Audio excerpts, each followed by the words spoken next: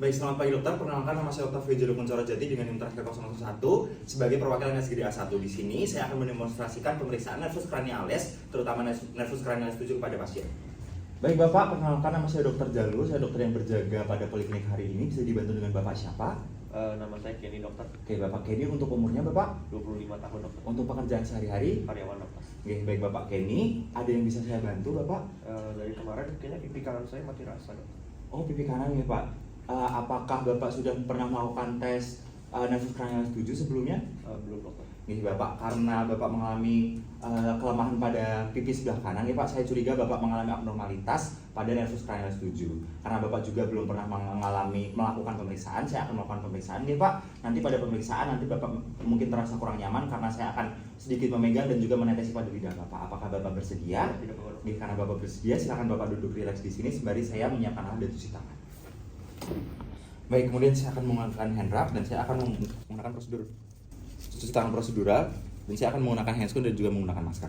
Lalu saya akan menyiapkan alat. Yang pertama adalah tisu, kemudian tempat cairan rasa yaitu dextrose, C3COH atau cuka dapur 1%, kina untuk rasa pahit, dan juga NaCl. Kemudian saya juga akan menyiapkan pipet tetes. Baik, Bapak bisa duduk rileks nih Pak. Baik dokter, yang pertama saya akan lakukan pemeriksaan inspeksi. Saya akan melihat dari kesimetrisan dari wajah pasien, lalu saya akan lihat ada atau tidaknya atrofi. Saya akan lihat juga ada atau tidaknya vaskulasi dan juga ada atau tidaknya gerakan involunter. Baik, tidak ditemukan abnormalitas. Kemudian saya akan melakukan inspeksi juga dari kerutan dahi, tinggi alis, lalu lebar celah palpebra, lalu plika nasolabialis dan juga sudut bibir. Juga tidak ditemukan abnormalitas pada inspeksi. Baik Bapak, kemudian saya akan melakukan pengecekan motorik. Saya akan minta Bapak untuk mengikuti gerakan apa yang saya perintahkan, atau ketika Bapak tidak tahu, silakan ikuti apa yang saya lakukan. Apakah Bapak mengerti? Nih Bapak, yang pertama bisa menaikkan dahi seperti ini.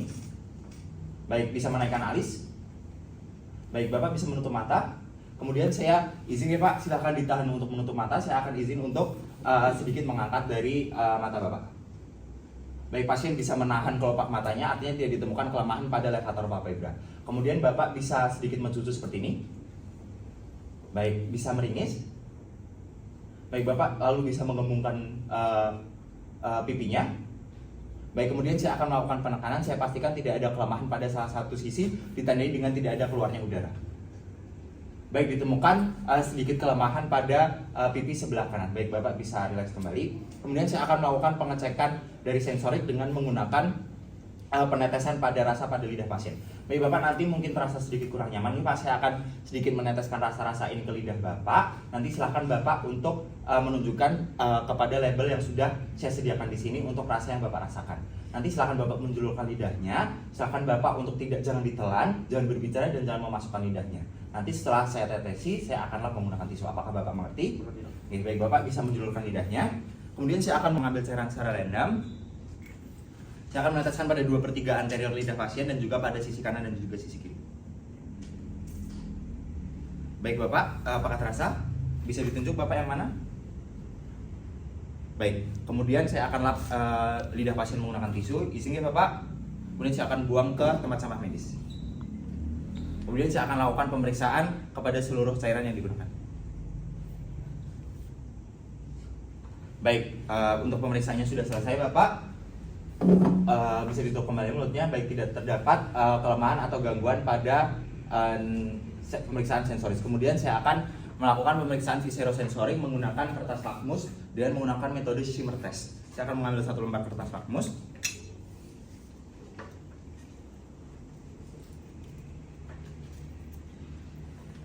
Kemudian saya akan letakkan pada bagian konjungtiva palpebral inferior pasien. Izinnya Bapak. Kemudian saya akan tunggu diamkan selama 5 menit dan saya akan lakukan interpretasi. Pada normalnya itu kertas lakmus akan basah sekitar 20-30 mm. Pada pasien Bell's palsy itu akan terjadi hiperlakrimasi atau air mata buaya sehingga hasilnya tidak sesuai dengan kadar normal. Kemudian saya akan melakukan pemeriksaan dari mukosa bibir dan hidung dari pasien menggunakan senter. Baik Bapak, bisa minta tolong untuk buka mulutnya. Kemudian saya akan bisa diangkat lidahnya. Saya akan melihat dari mukosa sublingual, lalu mukosa samping kanan dan samping kiri mulut pasien, dan juga mukosa hidung. Izin nih Bapak. Baik, untuk pemeriksaan tidak ada abnormalitas. Baik Bapak, bisa kembali duduk sembari saya merapikan alat dan juga mencuci tangan. Baik Bapak, untuk pemeriksaan tadi sudah dilakukan dari pemeriksaan motorik, sensorik, dan juga viserosensorik. Namun pada pemeriksaan motorik, tadi terdapat kelemahan pada separuh sisi bawah wajah Bapak, di mana saya curiga Bapak mengalami lesi pada upper motor neuron atau pada cranial nervous tissue yang sentral. Maka dari itu, setelah ini akan saya rujuk Bapak ke spesialis untuk dilakukan pemeriksaan lanjutan. Apakah Bapak bersedia? Jadi untuk pemeriksaan sensorik tadi tidak ditemukan adanya kelainan, tidak ditemukan adanya agesia atau kehilangan indera pengecap, tidak ditemukan adanya hipogesia atau kurang merasa, dan juga hemigesia atau kehilangan pada salah satu sisi. Untuk tes sensoriknya semuanya normal, dan untuk tes viserosensorik tadi dengan kertas hapus juga tidak ditemukan adanya hiperlakrimasi dan tidak ditemukan adanya tanda air mata buaya. Untuk itu normal, dan setelah ini akan saya berikan surat rujuk ke Bapak. Apakah Bapak bersedia? Oke, karena Bapak bersedia, izinkan saya untuk mengakhiri pemeriksaan. Ya Bapak, semoga lekas sembuh. Terima kasih.